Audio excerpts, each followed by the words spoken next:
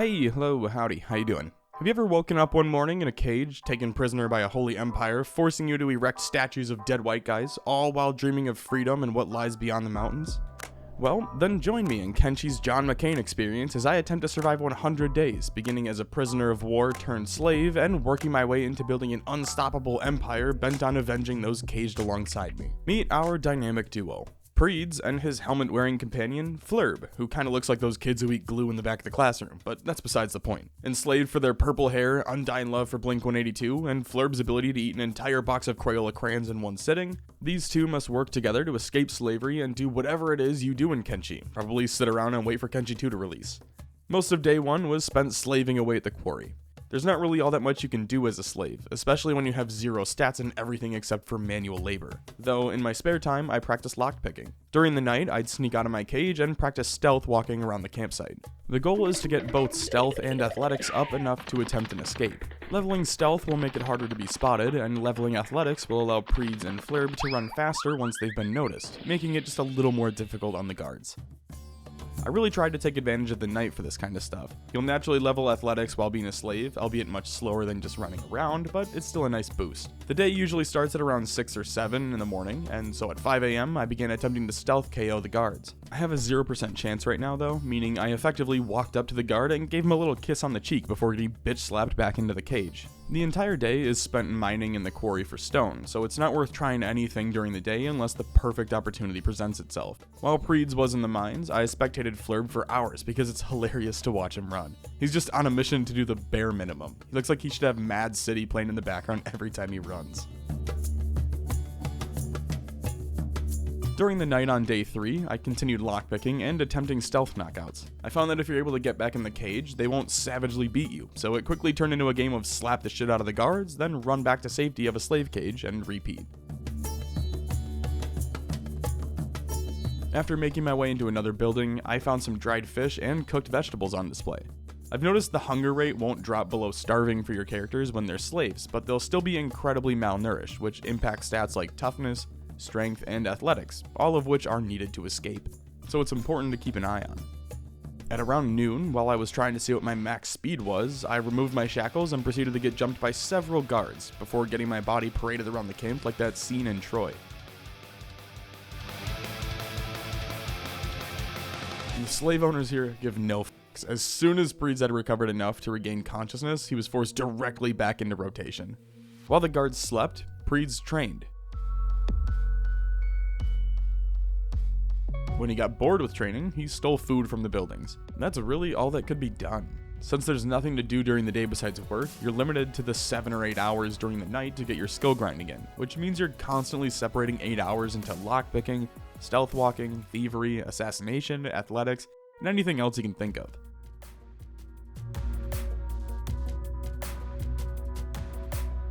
That's not even including the wasted time spent bleeding out on the floor when you fail to knock out a guard. Preeds ended up spending all of day 4 and the morning of day 5 recovering. By 5 AM he was able to move again and immediately set to sneaking out to grab some more dried fish and cooked vegetables. Outside of that, it was business as usual. I still need to heal up some more and I didn't want to risk an escape attempt in the daylight. That was the plan at least, until around 10:30 when I found myself next to Flurb on the outskirts of the camp. Seizing the opportunity, Flurb mistook the guards for rabbits and gave him the old Lenny squeeze, providing Preeds a chance to escape, and it played out perfectly. With all the commotion over Flurb, no one seemed to notice Preeds making a break for it. Men looked like Forrest Gump out there running the shackles off his feet. After a few hours of running, Preeds came across a massive partially collapsed bridge. Honestly, this isn't super important or anything, I just thought this was a really cool shot and wanted it in the video, so feel free to come up with some deep, poetic meaning and send it to me in the comments. Officially a free man, Preeds began making his way to the only safe place I could think of sending him, while dodging the wandering groups of soldiers.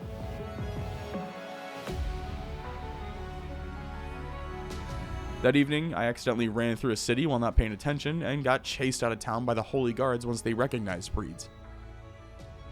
The chase continued for several hours until they eventually gave up for some reason and just returned home, allowing Preeds to make it to the hub at around midnight on day 6.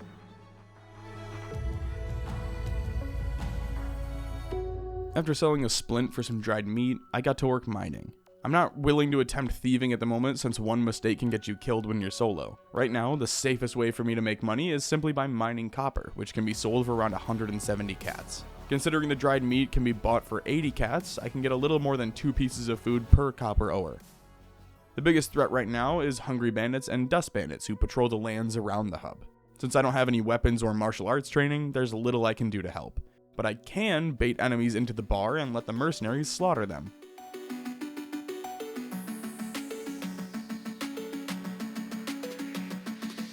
With the hungry bandits bleeding out on the floor, I looted them and sold their weapons back to the barkeep while keeping one for myself. It's not great, but it'll do for now. With the bandit situation addressed, it was back to mining and selling copper. Luckily, the American dream hasn't been shattered in Kenshi yet, and hard work does truly pay off. With a full day of mining in the books, I'd accumulated enough cats to purchase a shack and begin repairing it. I'd managed to finish the repairs on the shack by the morning of day 7, making Preeds an official homeowner. The first thing built in the home was a research bench, so that Preeds could learn how to properly place items into a chest.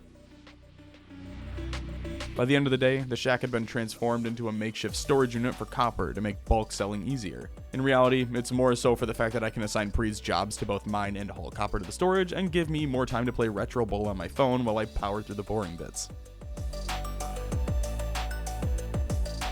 It wasn't until day 8 that I realized I'd built the wrong storage unit. Since the one I originally built was for iron, I need to build a copper ore storage crate, so I spent most of my time disassembling the original and building a new one.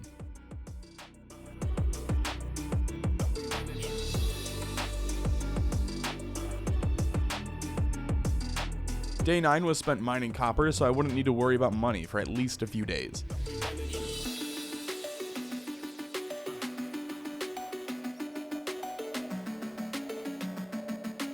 That evening, I sold all 35 copper and set out for Squin to buy a backpack and grab my first companion. The only delay was having to wait until my ex-slave status went away so that I wouldn't be easily recaptured. Since the shops don't open till 6 and Preeds arrived at around midnight, there was nothing to do except to work on my stealth until the shops opened for the day. That got boring really quickly, and since I didn't feel like waiting until morning, I took a chance and picked the lock onto the store, allowing me to ransack the entire building. I walked away with several backpacks, a ton of research books, and an abundance of medical supplies. With the gear secured, I headed over to the bar and recruited 2 sheks, Soto and Atto, to my party. After recruiting my new friends, we passed out loot to everyone and left, narrowly escaping the bag check by simply ignoring the guard and pretending he wasn't sprinting behind us. We made it back to the hub at around 10 AM and got to work better organizing our shack, assigning myself to research while our shack friends focused on mining copper. I also gave everything to Preeds to hold since he can afford to just hold it in his inventory so that the shacks have more space to hold iron and copper in. Oh, and I updated the map with all the stolen maps we took.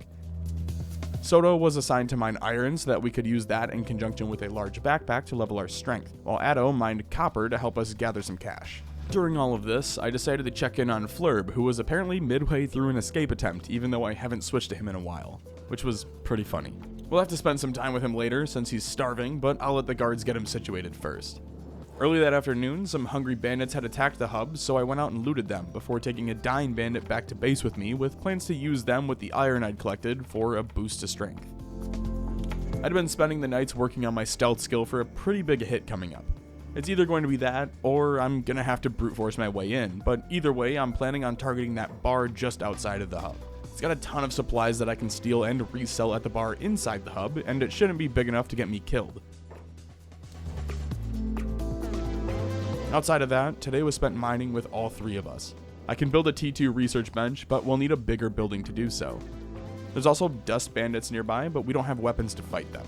That being said, we'll need to toughen up somehow, so I made plans to fight them that evening, keeping Soto back to drag me and Atto out when we inevitably got our asses kicked. On the morning of day 12, I set out with Atto to give the dust bandits our best shot. Now the goal here isn't to win, there's practically no chance of us even downing an enemy, no. I just need to start gaining combat XP, and this is really the only way I can do that right now. The fight itself was a landslide. We got decimated. Atto took several shots to the head, instantly knocking him out of the fight and almost killing him, while I tried my best to bait the dust bandits back into the hub. Unfortunately, no one came out of the bar to help, leaving me to get pummeled into the sand. Soto was able to stabilize me that morning, and was even able to rescue Atto, bringing him back to the shack before tending to us. I moved Addo into one of the rented beds in the bar and spent the rest of the day mining iron while we healed up.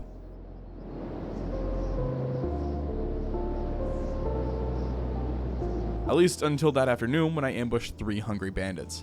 This fight went way better than the dust bandits, and we put up a solid fight, but ultimately it ended much the same, with 3 of us laying in the sand while our enemies walked away.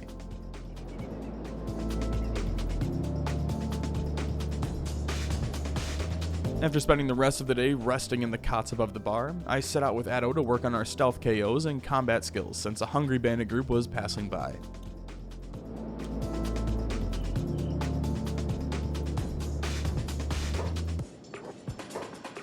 We were able to successfully knock out 2 bandits, separating them from their group, before winning our first fight against any enemies. I mean, sure, we had to take their weapons away, leaving them defenseless, but that's besides the point.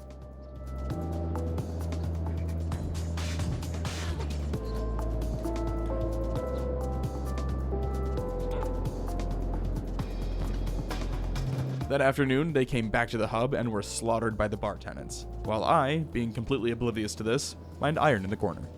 On day 14, I had finally filled 2 backpacks with iron, giving me almost 500 kilograms to work with. As I wandered around to level strength, I sent Atto and Soto to face death against the dust bandits again. After that debacle, I looted a dying dust bandit in the bar and got back to walking around. By the end of the day, Soto and Atto were fully healed, and I had a new plan. Instead of trying to raid a nearby bar, we'd sneak back into Squin and loot the general shops. I equipped Soto and Atto with thieves' backpacks for the encumbrance reduction and set off for Squin, bringing the bandit leader with us so that we could train combat on him once he decided to wake up from his coma.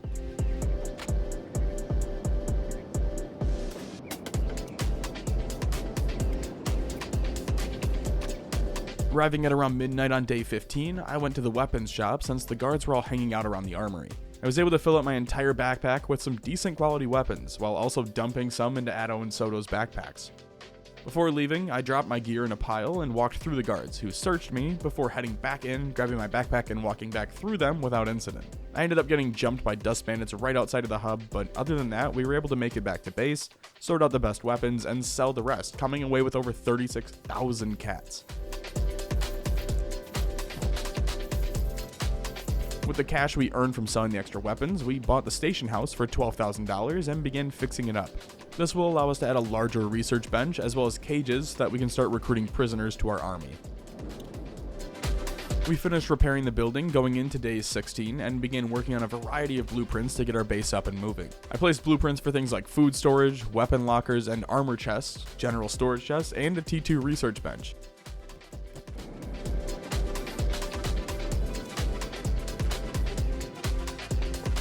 For now, we'll need to focus on researching, so I assigned Soto and Atto back to mining iron to begin chipping away at all the lost progress.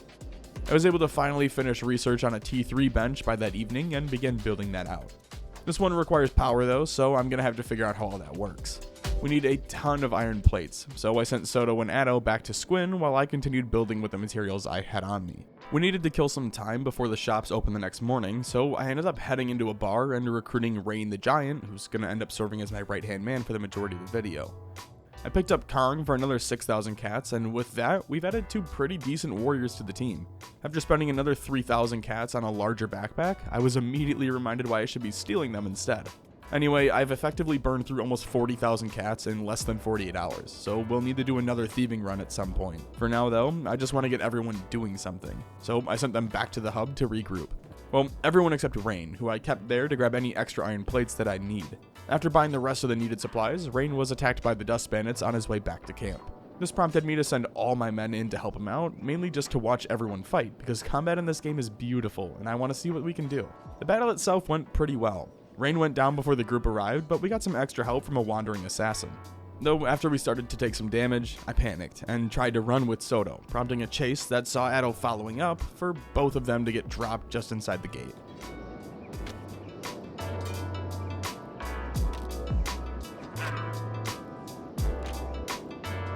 Unfortunately, during all of this time, I missed out on Khan absolutely skull-fucking a couple bandits. During the aftermath, I actually managed to find a triangle bandit playing dead near the bandit camp, seemingly having taken out a few of them as well. On day 18, I snuck back into the shop that I stole the backpacks from, and was able to loot a ton of medical supplies, along with 12 more books that I'll use for research. I chose to keep Preeds at Squin for the day and do another thieving run that night, using Soto as my runner to transport loot back and forth. During all this time, Rain, Kong, and Addo continued working away the iron mine. Day 19 saw me hitting up one of the bars. After shutting the door, one of the guards went downstairs, leaving the entire second floor unattended. All in all, I was able to loot almost 60 ration packs. Later that morning, I finished research on imprisonment and began building blueprints for a few cages that I would throw captured bandits into. Oh, I also packed a bunch of iron into several backpacks and then made Rain walk around with all of them strapped to him. I finished 3 cages that afternoon, and with that, we're ready to start collecting recruits. Outside of that though, I spent the rest of the day building out blueprints for 3 beds for our party before running out of money. At around midnight on day 20, I snuck off with Rain to a nearby bandit camp, with the goal of abducting a few of them to recruit. I missed the stealth knockout, but was able to pull 2 bandits away from the camp and take them on, while Addo and Soto began making their way over. Luckily, we're slowly getting better at this swinging weapons thing.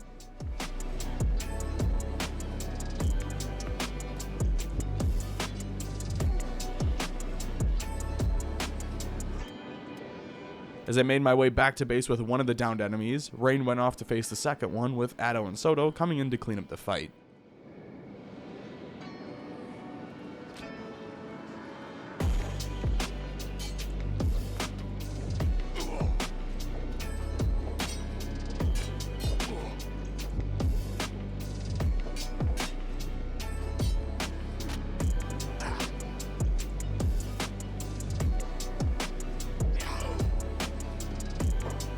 I was able to successfully place both prisoners in cages, all while dealing with a bone dog mauling us along the way.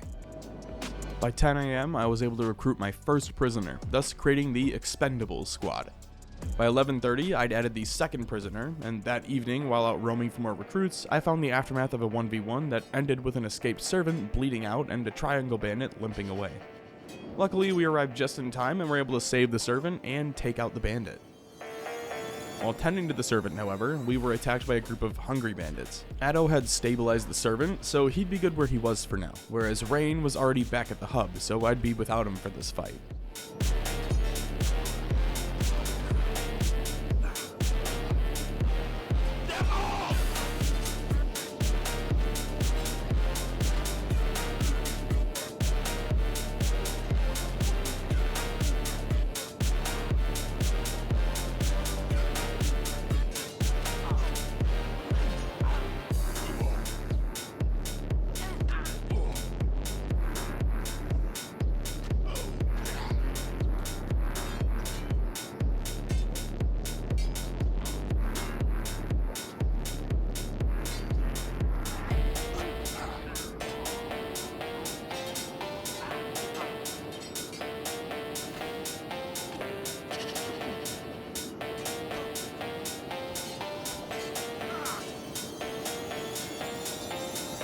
Yikes.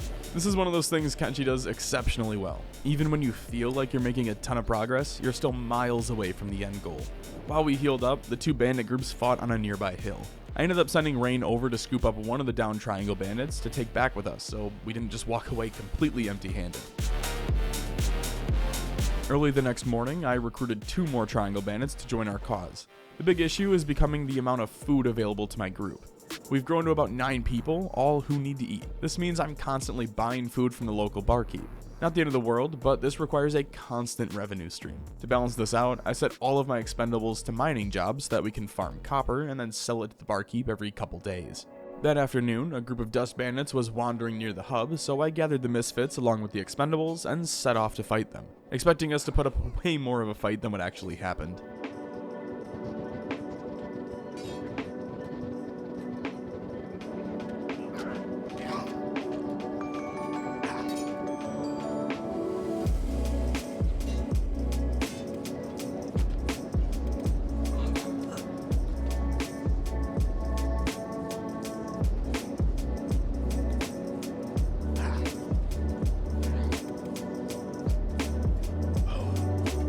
The aftermath was pretty brutal. I'm gonna need to start a squad of medics because it was really difficult to heal everyone up afterwards. That being said, even with everyone battered and crippled, we managed to capture 2 prisoners. After spending the night recovering, we were back in action, mostly. A few fighters were still out of it, but I didn't have time to worry about them, seeing as the dust bandits showed back up to antagonize our expendables again. We walked away from the after party with 2 more prisoners, having successfully recruited the previous 2 dust bandits. At around noon, an injured dust bandit tried again, but was put down pretty easily.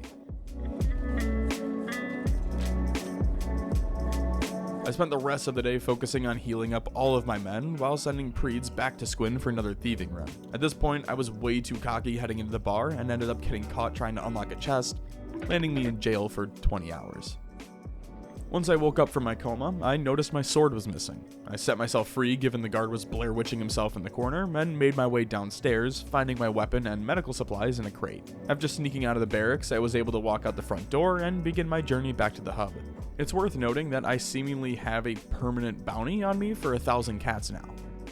That morning, I was able to recruit another Dust Bandit and the Dust Boss, bringing him into our ranks and onto the Misfit squad. At this point, I just want to get the beds built, so I sold off my copper and began buying supplies. After buying out the bar and the hub, I moved to the rebel camp on the outskirts, where I got to watch them beat the piss out of a Triangle Bandit, who I took back with me after buying more supplies.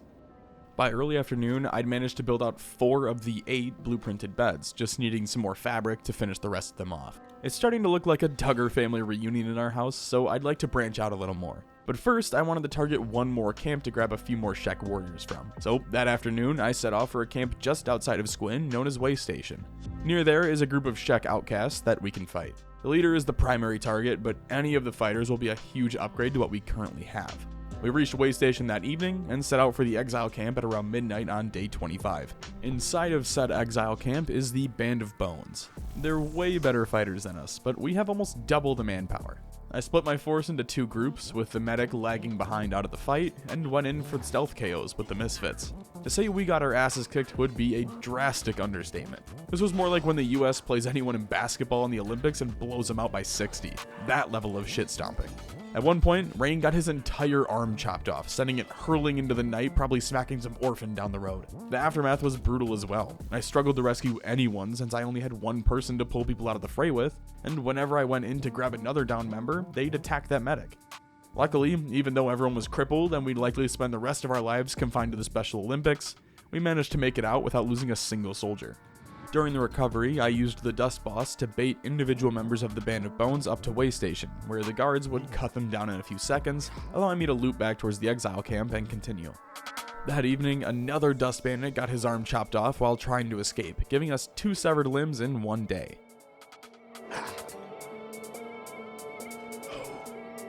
Most of the morning of day 26 was spent getting my men into beds at Way Station to recover. After getting a few members into Way Station, I accidentally pulled the BOB leader, Tora the Fearless. This was really the only person I wanted from here because she's an absolute tank and will work really well with Rain the Giant.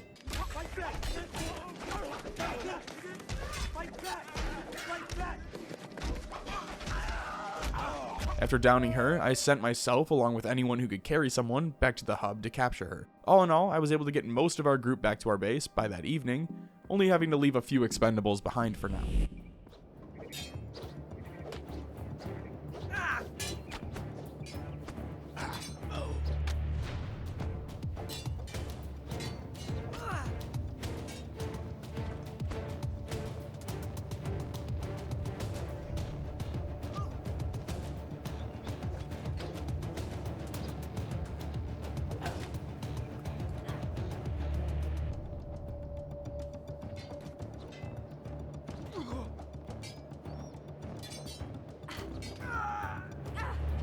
Turns out the Dust Boss may be my best fighter. After watching most of my group go down, the Dust Boss single-handedly, literally with one hand, took out the remaining hungry bandits and managed to recapture Tora after she tried to escape.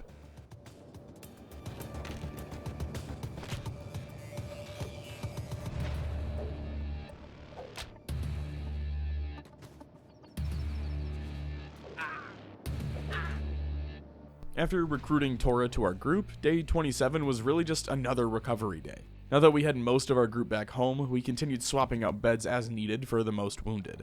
I used one of the expendables to save our medic's life, though everyone is still too injured to give the fight another go, so we'll have to wait it out for now. Over the course of the night, I was finally able to get all of my remaining expendables into Way Station, including the medic, though he has limb trauma and his right leg was at -265 when I finally got around to healing him. Outside of that, Boss got into a fight with the Triangle Bandits while working on leveling his strength. He went down early on in the fight, but we managed to take the remaining enemies out pretty easily and kidnap 4 of them, adding them to our expendable army. Unfortunately, during all of the craziness, 2 of my Dust Bandits were attacked, leaving 1 dead and the other dying. They definitely had their Emil moment though, which was noticeable due to the 2 other dead Dust Bandits laying nearby. At least they went down fighting. I was able to save the sole survivor and bring him back to base, though this caused another fight with a group of hungry bandits. The fights are feeling much more rewarding now that we're starting to win them, even if they're just against hungry bandits.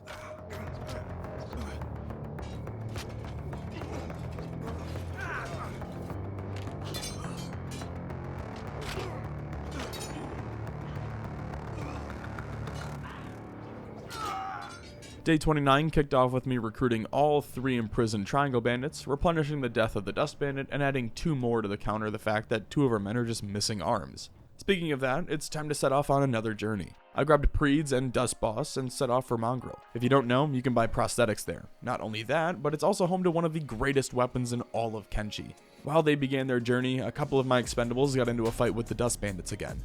This triggered a larger battle, giving us our first real victory against this group in the playthrough.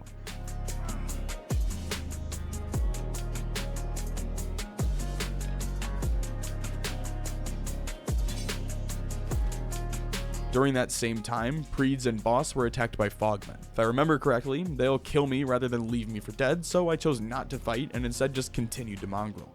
As soon as we got close to Mongrel, some ninjas came out to help us beat back the Fogmen, so as long as we stay near the city, we should be safe.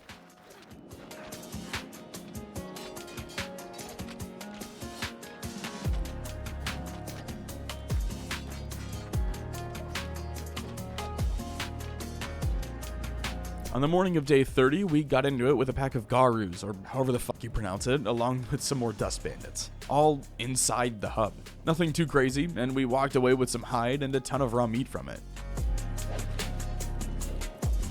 Oh, and we also added 4 new Dust Bandits, including another Dust Boss and 2 more in comas in their cages. Outside of that, I purchased 2 skeleton arms for about 13,000 cats and hit up the 2nd floor of the weapons store, where I stole a shit ton of swords and blueprints before beginning the journey back to our base. It's worth noting that I royally f***ed up and bought 2 right arms instead of a right and a left, so we have an extra right arm if we ever need it now. Most of day 31 was spent researching and getting organized. The only thing really worth noting was that we finally crammed a skeleton arm into Rain the Giant, so he's viable again.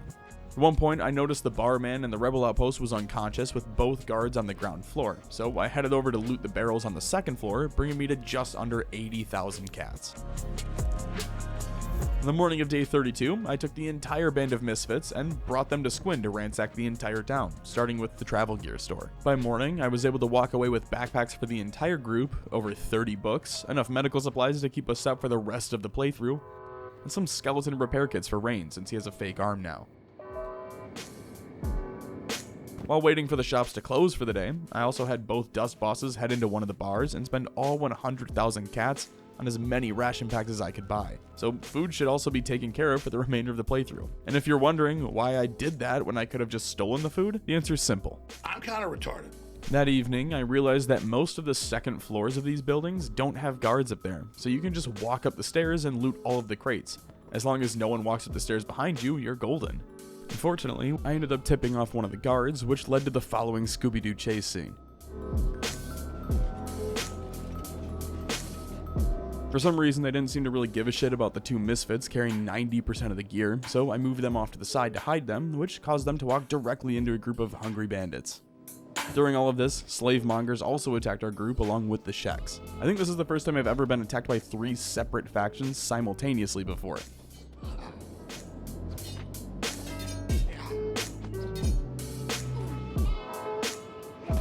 But it wasn't the worst thing in the world since the slave mongers ended up separating, so we were able to defeat a few and loot their armor along with taking 2 of them prisoner.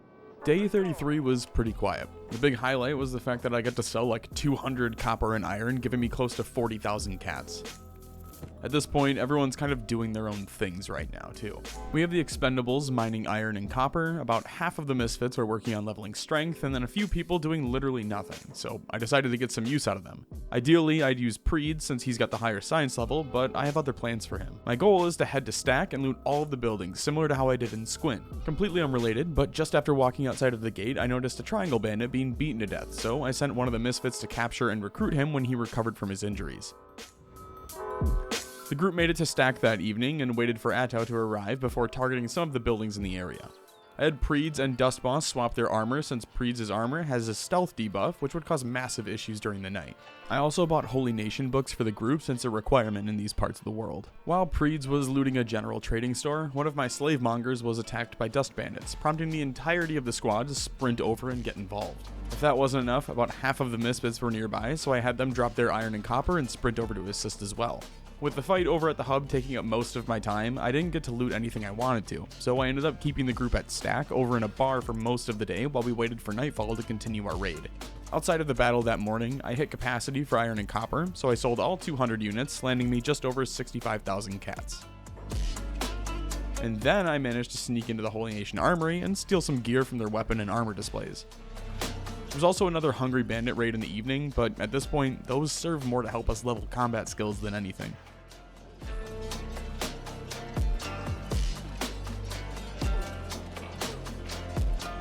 There was another small fight with the Dust Bandits going into day 35, but the only piece of importance here is that we kidnapped a Dust Boss with plans to add him to our ranks. Preeds was also able to hit the mechanical shop, though there wasn't much value there. I ended up grabbing a few books and some cloth before finding 2 generator cores that I figured would be worth something. I was also able to break into the armor shop and loot a few items before almost getting caught. That being said, I accidentally alerted a guard while trying to escape, resulting in a pretty intense skirmish just outside of the gates.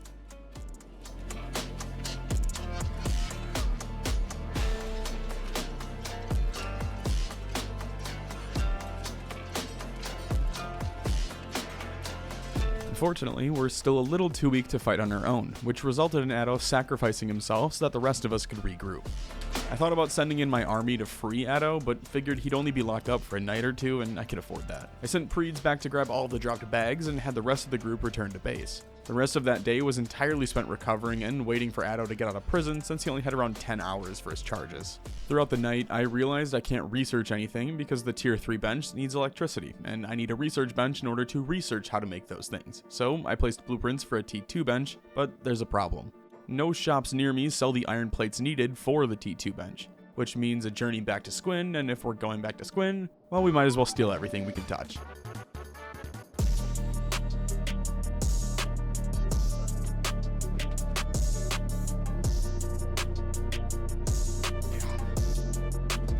After wrapping up a little scuffle with the Dust Bandits, the Misfits spent most of the day hanging out at the bar with some of the other Sheks who had all had the attitude of Skeeter from South Park. I also took the liberty of stealing a couple dozen ration packs for our troubles.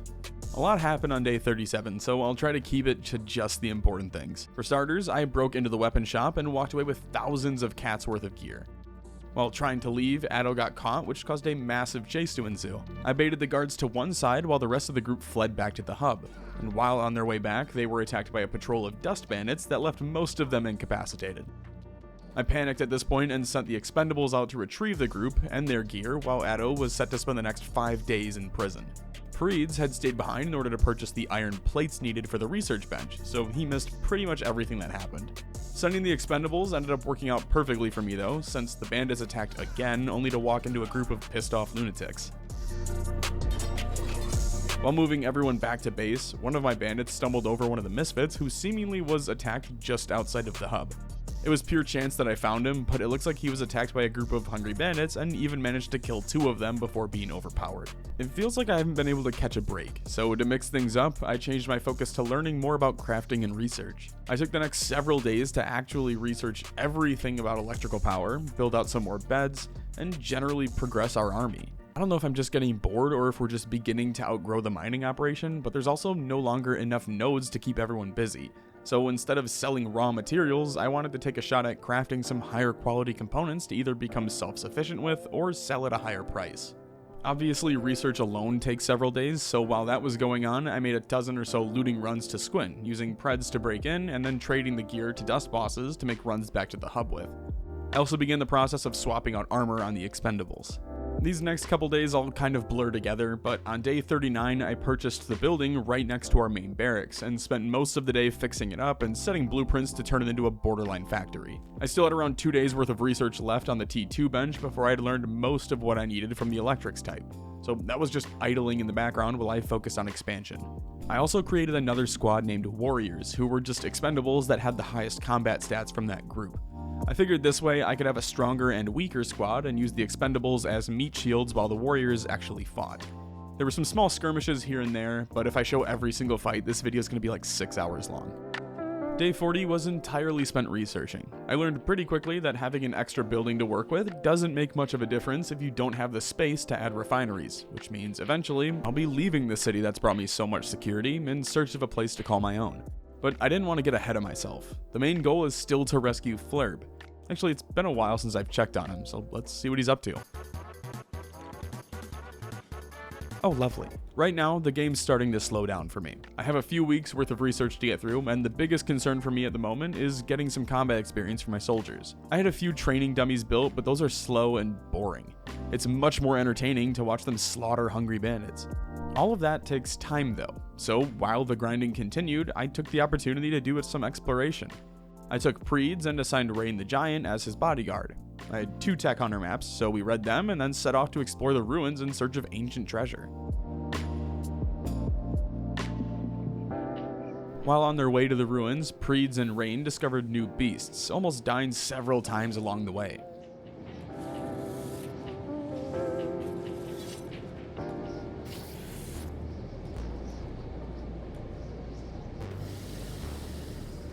I'd made it to the ruins by early morning on day 42 and got to work exploring. The ruins are covered with blood spiders, which is just dandy. Nothing like fighting a group of blood-sucking arachnids. I realized almost immediately that I'd fucked up. Blood spiders hit hard, and they attack in swarms. Originally, I thought Rain would be able to crush them since they have such low health, but there were simply too many. When all seemed lost, I put out the Batman distress beacon to the Misfits to come rescue the pair, but they'd take at least a day to travel this far. With one last-ditch effort, I prayed to our Lord and Savior Harambe, hoping for mercy. By the good grace of the Cincinnati Zoo, my calls for help were answered, as a pair of gorillas marched into the battle. For some reason, they weren't immediately hostile towards me, focusing entirely on the army of blood spiders. I doubted they'd be able to kill them all, but they were enough of a distraction for Rain to pull Preeds from the battle. We then proceeded to watch them fight from a distance while waiting for backup to arrive. My plan was to try and wait it out as long as possible, ideally until the rest of the group got here, but prepared for Rain to take on any enemy that wandered over. I didn't want to try to take on a gorilla in a 1v1 setting, so I tried to just hide behind the copper deposits and hoped for the best. By noon, one gorilla lay dying nearby, while the other was being eaten alive. I made the decision to attack the spiders again, trying to buy some more time and hopefully save the gorilla. After a few hours, Rain had almost been eaten alive twice, saved Preeds from being eaten alive, and killed several more spiders, but it felt like with every spider killed, well, 2 more would pop up.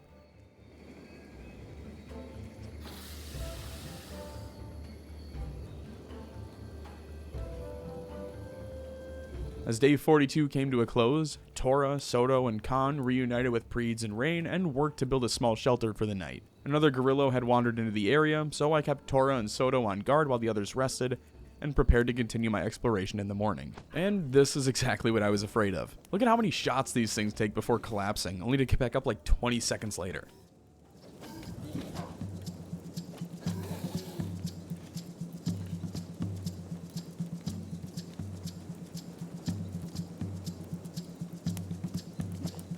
Unsurprisingly, the spiders were much easier to fight when you have a group of well-trained maniacs working together. Anyway, after taking care of them, Preed successfully lockpicked the door, giving us entry to the interior. There's a ton of damaged books and random parchment, but the gems here are the few books worth looting, along with a medical workbench and some chests upstairs. Inside one of the locked chests, I found an old treasure map, military documents, and an engineer's map, all of which would come in handy down the road. Since everyone was still wounded, I had them rest at the camp for most of the day before heading off to explore another set of ruins to the east. And by rest, I mean get attacked by another guerrilla, forcing me to pack up camp and leave like one of those alcoholic dads at the campsite. We reached the Shek ruins on the morning of day 44, but didn't find anything of value here. I did, however, notice some of Kral's chosen attacking some bone dogs. I'm not sure who Kral is, but the soldiers looked pretty strong, and I assumed that I was supposed to be ambushed by them if the bone dogs didn't waltz in front of them. I still need some warriors though, so I turned focus back to the exile camp below Way Station and made plans to revisit that area tonight with my new warriors. My goal is to grab the remaining exiles and convert them to soldiers in a few days. Before we get to that though, I have a couple soldiers who are still missing arms, so I sent Breeds back to Mongrel in order to purchase the correct body parts now that we have the cash. Since we missed him earlier, I added an old friend to our gang of misfits. Beep is one of the deadliest NPCs in the game. He's basically Butters from the South Park special where he starts selling NFTs, just absolute god tier. Unfortunately, none of that potential is unlocked until he replaced his shitty bones with robot parts. After spending around 100,000 cats on parts for Beep, I just need to find a way for his limbs to get ripped off in a semi-controlled environment. I'll figure something out later though, for now, I need to get the troops ready. It took almost a full day, but I managed to get my warriors, medics, and the misfits into Way Station by around noon on day 45. Immediately after doing a head count, I sent Tora and 2 dust bosses to set up camp just around the corner from the exile camp. That way, we could tend to the seriously injured before making the trek back, and if we were losing, the survivors could retreat back to Way Station and let the guards protect them. There's not as many as last time obviously, but I figured it's better to come over prepared than try risking it. For groups, I split them into 3 teams. The misfits are roaming with Preeds. They'll attack first. Kong will lead a group of 6 warriors while Tora flanks with the other 5. If everything goes smoothly, this should be a pretty quick battle and we should have everyone healed up and on the move by the next morning.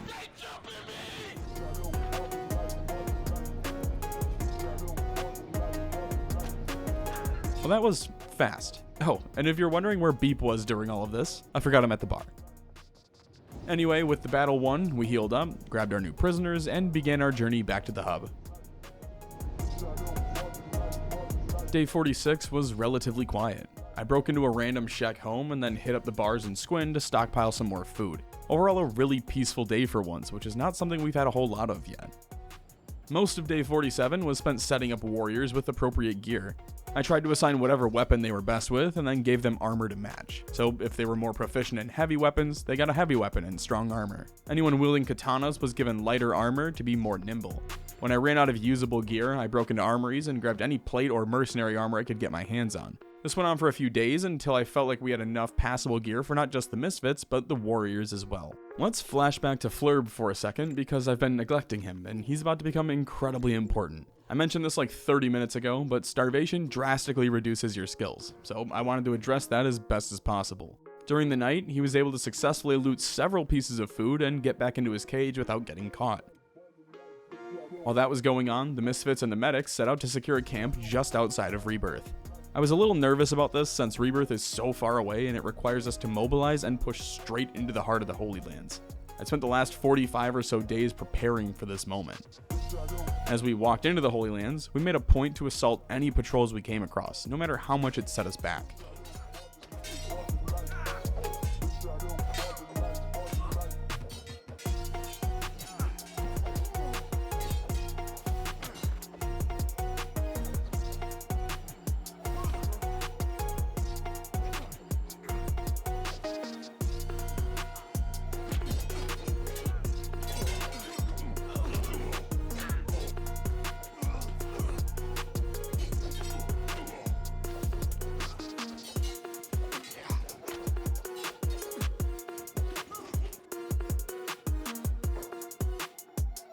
By the end of the day, most of the soldiers lay face down in the dirt like they were wearing red jumpsuits. To say we got steamrolled was an understatement. Beep was missing an arm, and most soldiers were severely crippled.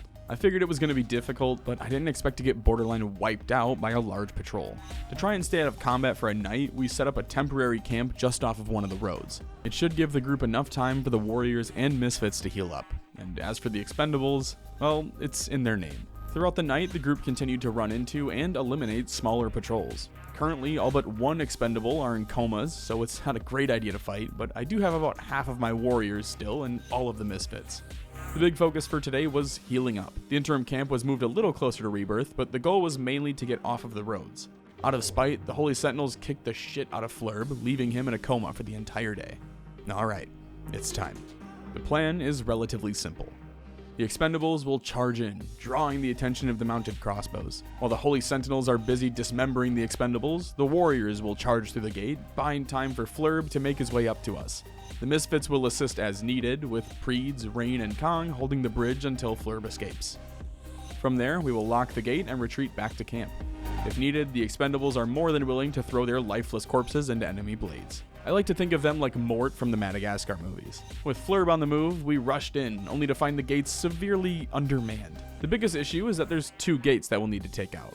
Almost immediately, the plan went to shit, starting with the bridge. For some reason, Flurb wasn't able to cross the massive platform bridge leading to safety, meaning I had to send him all the way down and around the bottom gate. Because of this, once everything kicks off, the Holy Sentinels will be able to cut us off as we escape. To counter, I left the Expendables back by the original gate. If needed, I plan to send them directly at any reinforcements.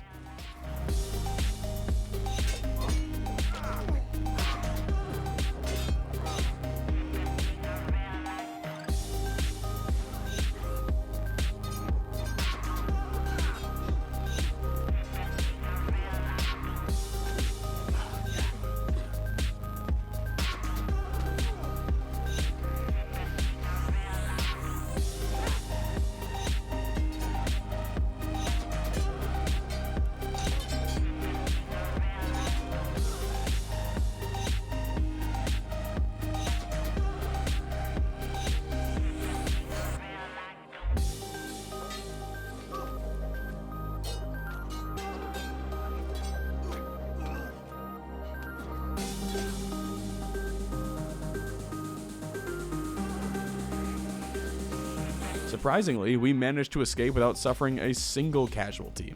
Well, almost. One expendable triangle bandit was enslaved, and not wanting to fuck up a perfect stat line, I sent the entire band of misfits back in to rescue him before it was too late, taking a few more prisoners in the process.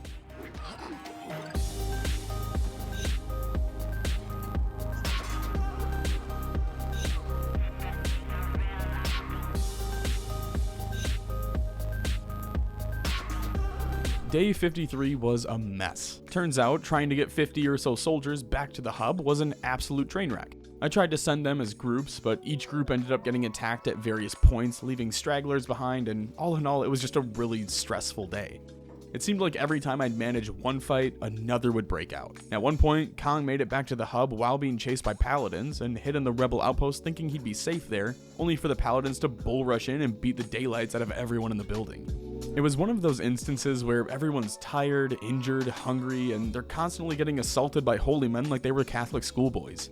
By that night, I'd managed to get most of my men back to the hub and even recruit a set of Holy Sentinels, though we'd lost several expendables in the process. By day 54, I'd recruited 9 new soldiers from a mix of Holy Sentinels, High Paladins, and Caravan Guards.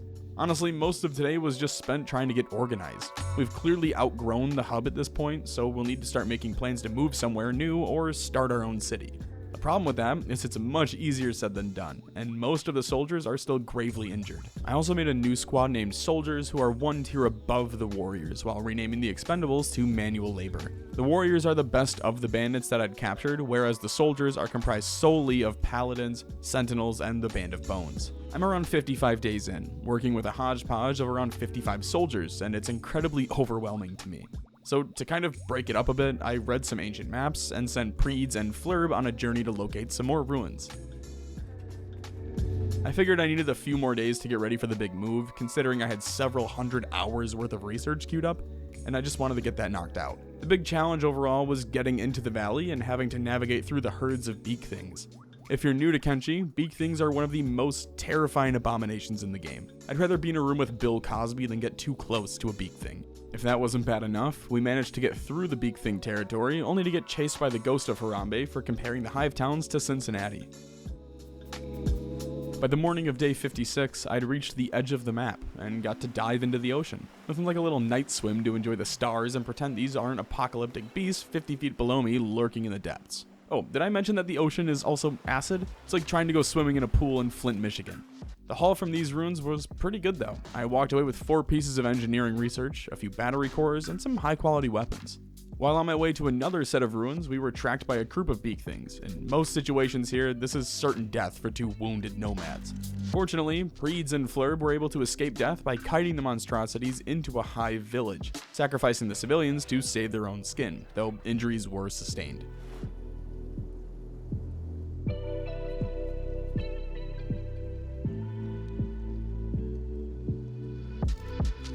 By the evening on day 57, we'd made it back to the lost library that we'd looted a while back, and managed to find 2 more hidden maps and some more books.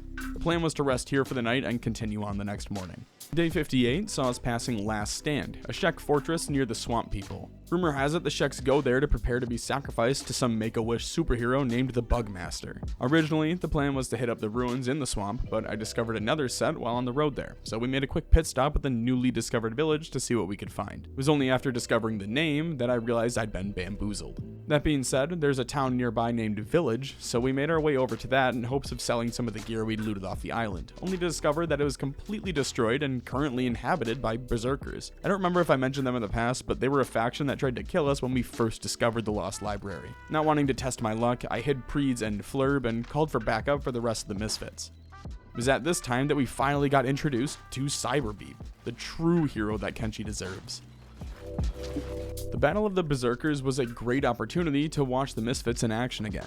My favorite thing about this squad now is whenever Beep gets a true 1v1, he tactically disables his opponents, talks major shit, and then goes on a huge power trip. In fact, Beep was so lethal that I had him stay back with Preeds and Flurb while the rest of the misfits took the Berserkers back to the hub to be converted. We were greeted with the swamp's warm hospitality as soon as we walked in. I'm not quite sure how we survived this, but somehow Preeds managed to escape and heal up before reaching Flurb with seconds to spare. At the same time this was happening, a Shek 100 Guardian from Squin had chased the misfits all the way back to the hub, where he was ambushed and kidnapped. Back to the swamp though. As Preeds was leaving with Flurb, the Red Sabers returned, knocking everyone unconscious. Luckily, Preeds was only unconscious and not in a coma. He eventually woke up and was able to pull Flurb up to where Beep lied, turning the hilltop into a makeshift camp for the evening. After recruiting 4 berserkers to my ranks, I gathered the warriors and misfits and set out to provide some backup to Preeds and his group. I figured if this is how I was welcomed into the swamplands, I can't imagine how much more difficult it would become, and it's not like I don't have an army at my disposal. Most of the day was spent in hiding while waiting for backup to arrive. When they finally did, a Band of Bones member had been spotted stalking them, leading to a 1v1 between him and the pink-haired lunatic. Remember when this same group almost put the entire faction 6 feet under? Oh, how far we've come.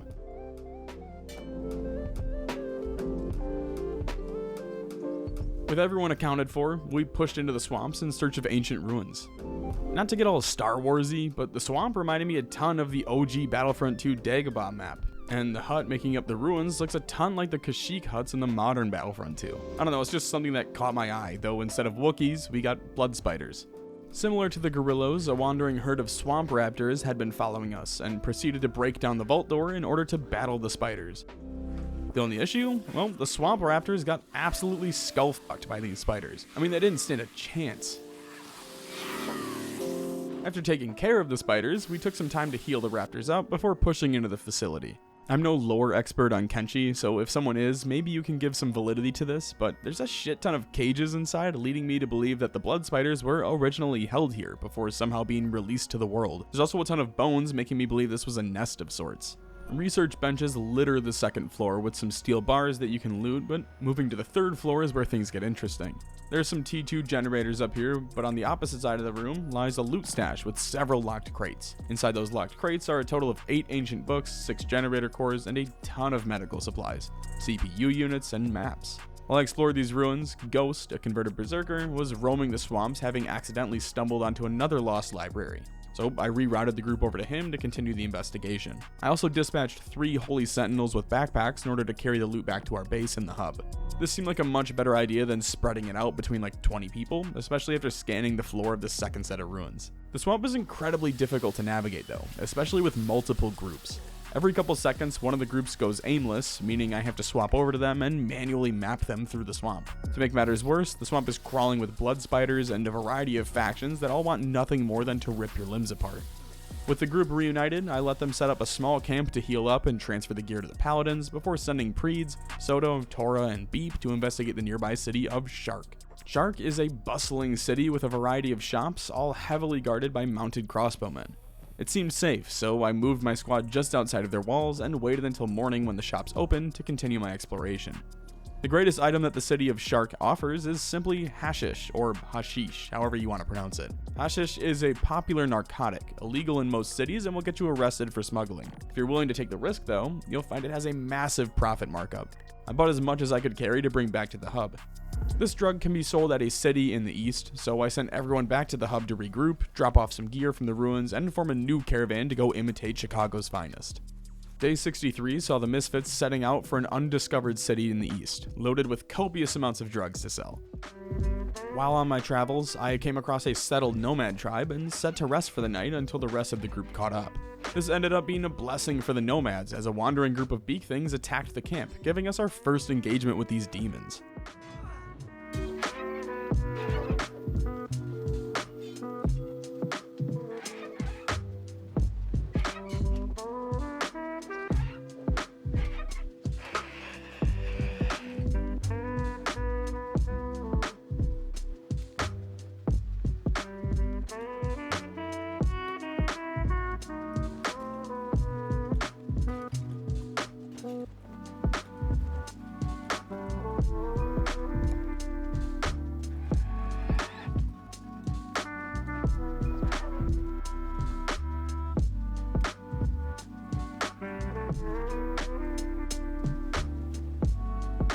Even the goats charged into battle. If that wasn't bad enough, during the Battle of the Beak Things, a group of dust bandits entered the fray as well, just to add an extra bit of chaos into the mix.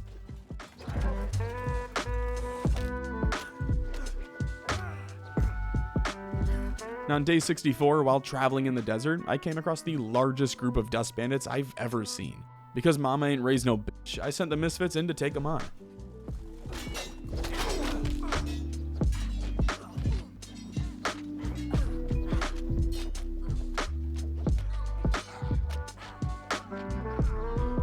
Outside of that, I spent most of the day just watching the interactions between characters in the group. There's some really funny quips about the Ashlands, and the humans even taunt the Sheks when they express concern.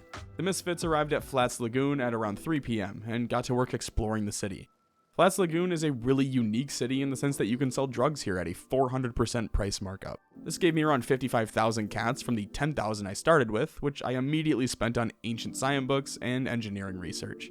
Inside the bar, a band of mercenaries are hanging out with the name the Leviathan Slayers, which is just the most badass name for a merc group. Throughout the night, I broke into an armor shop and stole several pieces of specialist grade helmets, armor sets, and pants. I originally wanted to hit up the general goods store to try and steal more engineering research, but the store never closes for some reason and is actively guarded at all times. And with that, we set off back to the hub. I'm near the Ashlands right now, but that's for another time and another video. For now, I want to get back to the hub and begin making plans for our own city. That being said, on the way back, I came across an abandoned pack beast that had been attacked by some boneyard wolves and was left for dead. Luckily, it still held on to all of its gear, allowing the Misfits to pick it clean for food and supplies before healing it up and continuing their journey back. That's not to say the journey back was easy though.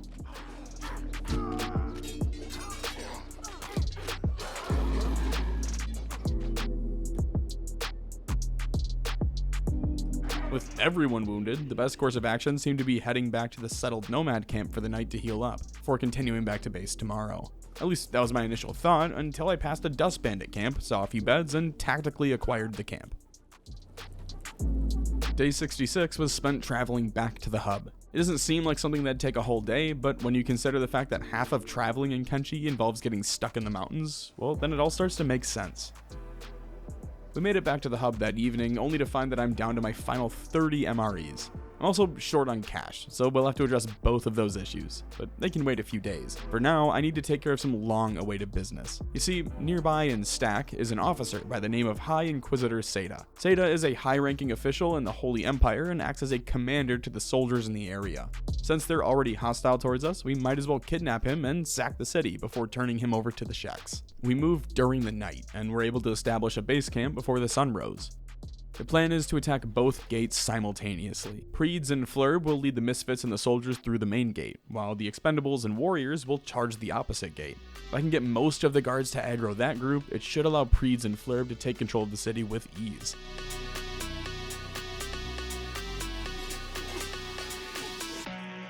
The battle was, for lack of a better term, incredible, and some of the most fun I've ever had in Kenshi. There's no rush quite like assaulting a highly fortified city, and it was easily one of the most exhilarating things I've ever done in this game.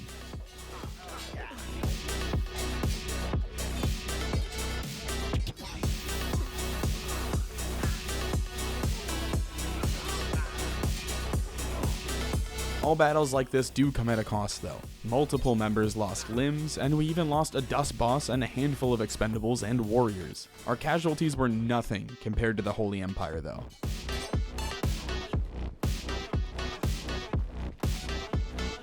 With the battle winding down, I began capturing both Seda and other Inquisitors and Paladins, making runs back to the hub to cage them. I still planned to sack the city, but that would have to wait until tomorrow, since we were still dealing with an occasional Paladin who would wake up to find all of his friends dead around him. All of day 68 was spent raiding the stack, taking time to do runs back to the hub to drop off gear. I targeted the bars first. This would give us more than enough food to survive on until we had our own settlement. I would grab anyone who could hold items, fill them up, and send them back in packs to drop off and return. That way we kept a few dozen soldiers inside the city at all times to quell any rise-ups. By the end of the day, we'd managed to fill 2 food bins in the hub to capacity, and walked away with several new armor sets. It's crazy how empty a city can become in just 2 days. And we didn't slaughter everyone, just most of the civilians, barkeeps, and paladins, leaving only a handful of mutilated survivors to try to reclaim control. More on this later though. Day 69 was spent recovering and taking stock of our inventory. We had stripped Seda of his belongings, leaving him caged and wounded until we figured out what to do with the missing limb situation. Not including Seda, we'd managed to recruit 8 new soldiers to the ranks, ranging from Inquisitors to Holy Sentinels to Paladins. Luckily, we had a spare KLR arm for Preeds that was able to go on him immediately, along with a new leg for Addo.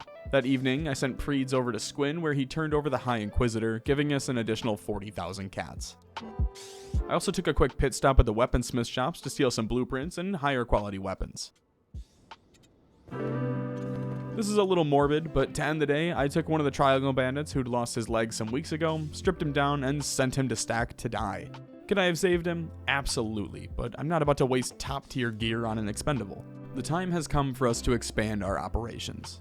The only thing left to do now was find a spot and start working on our new home. I sent Flurb out on the morning of day 70 to scout some potential locations. I'm thinking of setting up right next to that settled nomad camp from a few days ago, otherwise I'll continue to push east into more of the late game zones. While Flurb was exploring, I sent Preeds out to World's End to scout the surrounding area though. No, not Johnny Depp Cocaine Fever Dream movie, but an independent city deep in the heart of the Holy Empire. For some reason, Preeds thought it'd be a good idea to waltz through Bad Teeth, a Holy Empire city, which resulted in him taking a bolt to the skull, while also aggroing the entire city's defenses. Don't ask how he survived the headshot, I'm assuming he just has a lisp now and needs to wear a helmet at all times. There's a valley right below Blister Hill that I thought would make a decent location, as long as I could figure out some iron and copper nodes close enough. The only issue is we'd have to traverse through multiple holy cities if we wanted to trade with anyone. The biggest issue with Shem seems to be the amount of beak things. It'll make setting up a base here incredibly difficult.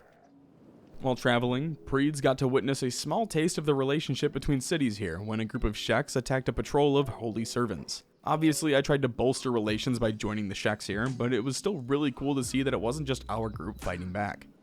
After a day of sprinting through hell, Flurb managed to find a smuggler's bar and spent the night resting up in there. While Flurb rested, Preeds finally reached World's End and met Finch, the dork who runs this shithole. I didn't want to push into the night though, so Preeds also rented out of bed and passed the night in safety.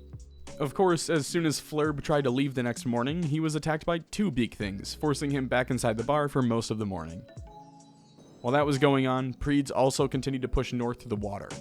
There's a small village down here, and it wasn't until I approached that it became evident as to why it was so fortified. This was my first ever interaction with cannibals in Kenshi. Isn't that crazy? Well, anyway, I noticed a character named Horse run out of the village to face them, and after realizing that no one else was coming to help, I ran in to provide some support.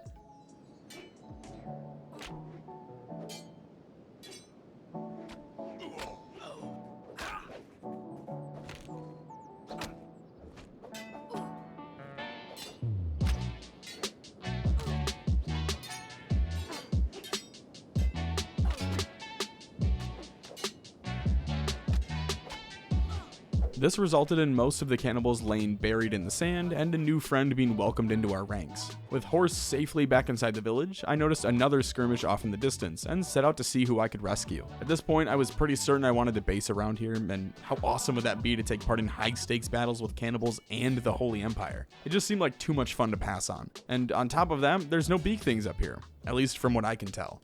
The most difficult part would be getting everyone up here without losing half of my army. We're talking about navigating over 50 people through the heart of the Holy Empire, the one faction who wants all of our heads on pikes. After sitting on this for a few hours, I came up with what I think will be a pretty decent plan. First, it's all about getting the Misfits to World's End. We'll use that as our base of operations until our fortifications are built. I assigned all of the Misfits a backpack and filled it with various items including food, medical supplies, iron plates, and building materials. Since the hub doesn't have building mats, we ended up going all the way back to Squin in order to purchase as many as we could hold. Once the Misfits were in World's End, the manual labor and medics would come. From there, the goal is to work down the line with each squad until we have all of our troops at World's End. This way, if I need to purchase any additional supplies, we'll be able to buy some along the way. The only issue will be getting through the Holy Empire cities without all-out warfare, but we'll cross that bridge when we get to it. Obviously, this took several days to get everyone here, so I'll include the highlights from them, but I'm going to cut most of the journey since I don't think you all want to watch me run for 5 days. For starters, I found a way to bypass Blister Hill, which means we don't need to send everyone through a Holy Empire city to get to our destination. The manual labor group was attacked just outside of World's End, causing all the Misfits to come out and save them before they executed all of my working class. While moving the soldiers on day 75, we were attacked by a holy patrol, which makes me think of the nuns from one of those old Family Guy cutaways where they all get in the bus with their rulers. Anyway, that's not important. What is important is that we beat the brakes off of them, with most of the team not even taking an injury. On day 76, I sent the last of my soldiers on their way, while also sending Preeds back to grab the rest of the science books and engineering research to bring with. And by noon on day 77, we'd officially moved the faction to World's End. Sure, we left behind hundreds of thousands of cats worth of gear at the hub, but we could always go back and retrieve that if needed. For now though, the focus was solely on building out our new settlement. I chose this valley in between the hills here since there were some iron and copper nodes to mine, as well as general protection from the hills. It's not a perfect area, but I figured it's way better than just sitting out in the open. In terms of the settlement, I built a massive wall with 2 gates, one on each end. The walls alone are going to take hundreds of building materials, so I also made 2 stone mines and processors to help with that. I added blueprints for 3 wind turbines and a generator, as well as 2 shacks for battery storage. On the far side, I made 4 garden plots to grow food and crops needed for biofuel. The bug house will act as a barracks, while the 2 L houses will make up the kitchen, storage, and crafting areas. There's a ton of work to be done, but this should give us a really solid foundation to build off of. Not gonna lie, I panicked at first when I realized how many iron plates I was gonna need to build some of this stuff, but luckily there's a shop in World's End that sells most of what I'll need, as well as having realized one of my medics had a ton of additional building supplies and plates on him. Almost as soon as I typed this, I was greeted with 2 notifications letting me know that 2 separate factions were converging on my outpost. The Grand Wizard's Horde and the Holy Nation realized I was building in their territory and wanted none of it. By around 4 AM the next morning, the scrawny cannibals were at our outpost. I was still in the process of moving my soldiers down to help defend, meaning we had to hold out until reinforcements arrived.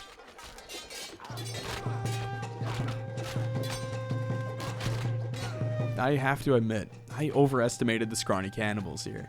I mean, it didn't help that Toro was like twice the size of these guys, but we obliterated them.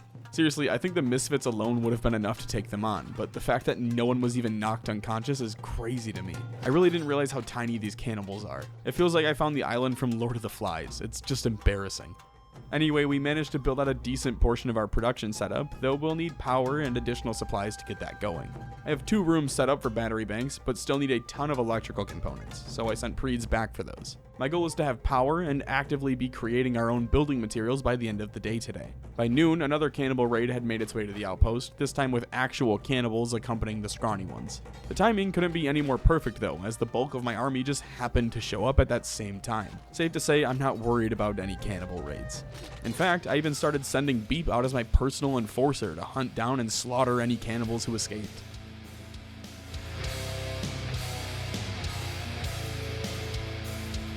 I also kept the warriors around the fallen cannibals so that even if they woke up, they'd be dead before they tried to stand. While chasing a cannibal early on the morning of day 79, I discovered another cannibal camp just outside of my outpost.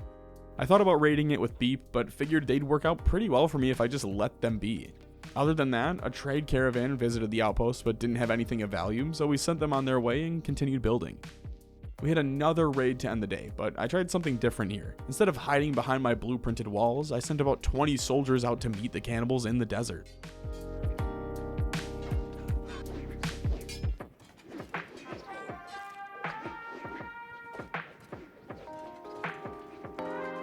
During another raid on day 80, cannibals managed to kidnap one of my soldiers without me noticing, so I sent Beep out to recover him. By the end of that day, we'd finished up all wind turbines, buildings, and most of our production assets. Shit, we even started mining for iron again, and now had the ability to turn iron into iron plates using the new refineries. At this point, I added massive storage areas, adding 2 crates per item at the moment while allocating the bug house for weapons, armor, and prisoner cages. One of the L houses would serve as the med bay, consisting of a dozen or so beds, medical chests, and a research bench on the top floor. The only issue we ran into while building was the fact that our farms require 50 green fruit per plot, and the only place I know that sells this would also welcome me in is back in the hub. So I sent my top medic on a marathon back home since he was carrying the trader backpack, which allowed you to stack items. During this time, I also realized that the cannibals had kidnapped Preeds. Again, I'm not sure how they're getting in and slipping me the old hot Cosby without me noticing, but I sent Beep out to go rescue him. One of my favorite mods to use in Kenshi is Reactive World. Basically, it allows for cities to be taken over by different factions and for outposts to be wiped out. Take Stack, for example. We raided it a few weeks ago, slaughtered damn near 150 people, and left the city with less than 10 soldiers, all of which were in the Stephen Hawking state. Because of this, the Sheks decided to waltz on in and gentrify the area, essentially taking over the city. If you're wondering if this changes anything related to the architecture, well, not really. The buildings remain the same, but they will change the interiors of things like the faction HQ. You can see here they removed the throne room in favor of an open barracks.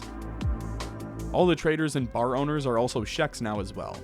Well, there's no green fruit in the hub, sadly. At this point, I turned to Google, which told me there might be a farming supplies trader at Stoat, which is near World's End, so I sent Preeds out there to look while I sent my medic down to Squin and Waystation to continue hunting. Worst case, I could always start raiding holy farms to gather supplies. Oh, and remember that raid from the Holy Nation that we've been waiting on? Well, I found it.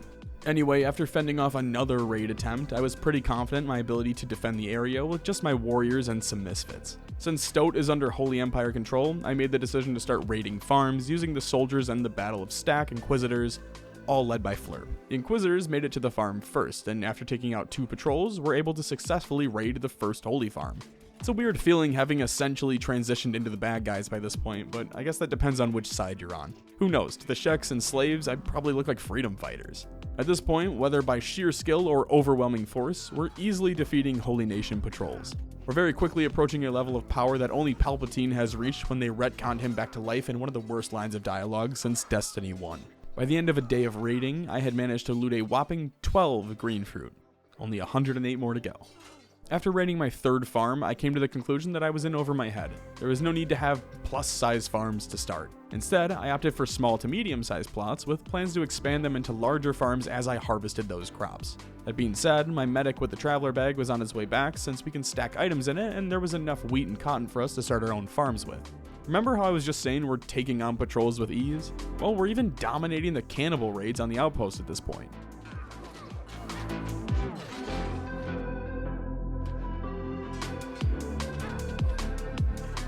Oh, also, you know how I just said there wasn't a ton of green fruit, so I was going to start small? Well, one of the farming huts was absolutely loaded with them. I'm talking like 50 plus green fruit, which is more than enough to start with a large farm plot. So this turned out to be a fantastic move overall for the settlement.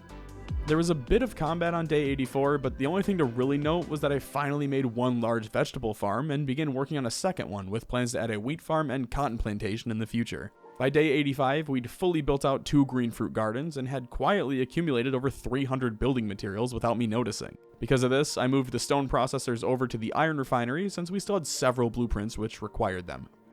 On the morning of day 86, we finally built the research bench, allowing Addo to dump the contents of his backpack that he'd been holding onto for literal weeks at this point. From there, we were able to start research on tech level 4, as well as wheat and cotton farms, better cooking, and an assortment of other things that'll prove useful to us.